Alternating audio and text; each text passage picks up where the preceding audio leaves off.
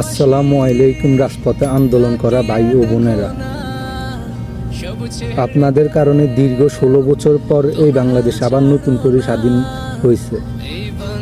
আপনাদের ঋণের প্রতিদান আমরা কখনোই দিতে পারবো না। আপনাদের কারণে মানুষ নিজের গণতান্ত্রিক অধিকার ফিরে পেয়েছে। সমস্ত রাজনৈতিক দল আবার তাদের গণতান্ত্রিক অধিকার ফিরে পেয়েছে। আপনাদের কারণে আজকে বাংলাদেশে আবার সুবিচার প্রদান হবে।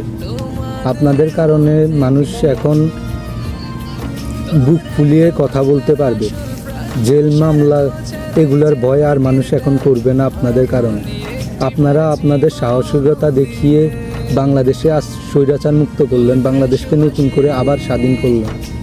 আপনাদের কারণে বাংলাদেশের মানুষ আজ গর্বিত।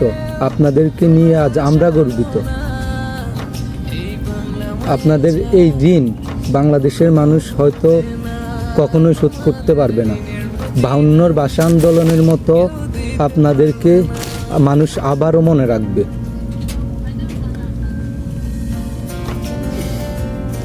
আপনাদের কারণে আজ মানুষ গর্বিত। আপনাদের নিয়ে সোজা কথা, মানুষ গর্বিত আজকে। আপনাদের কারণে মানুষ নিজের গণতান্ত্রিক অধিকার, নিজের কথা বলার অধিকার ফিরে পেয়েছে। আপনাদের কারণে আজ মানুষ কি বলবো, আমার কথা বলার ভাষা আমি খুঁজে পাচ্ছি না।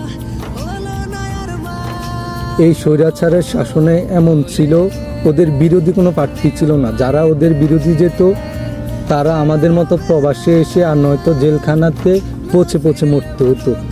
আপনাদের কারণে আজ বড় বড় আলেম ওলামায়েরা উচিত কথা বলার, হক কথা বলার জন্য আজ জেলে যেতে হবে না। আপনাদের কারণে মানুষ এখন নিজের ঘরে শান্তিমতো ঘুমাতে পারবে।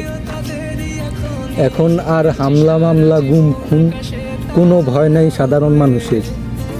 আপনারা শুধু দেশ বাঁচাননি, সব কিছু রক্ষা করছেন। আপনারা মানুষের গণতান্ত্রিক অধিকার, মানুষের কথা বলার অধিকার, মানুষের সব অধিকার আপনারা ফিরিয়ে দিয়েছেন। আজকের পর থেকে মানুষ নিজের ন্যায্য দাবি আদায়ের জন্য মাঠে নামলে কোনো মায়ের বুক খালি হবে না, কোনো ভাইয়ের বুকে আর গুলি চলবে না। আপনাদের কারণে মানুষ নিজের অধিকার ফিরে পেয়েছে।